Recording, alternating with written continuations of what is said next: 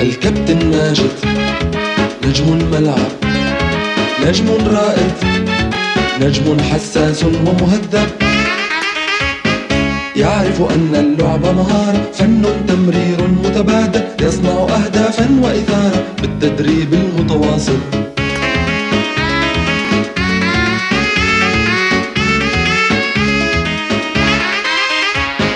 والإخلاص مع الأخلاق تجعله النجم المحبوب، تفتح للفوز الآفاق، تأتي بالأمل المطلوب.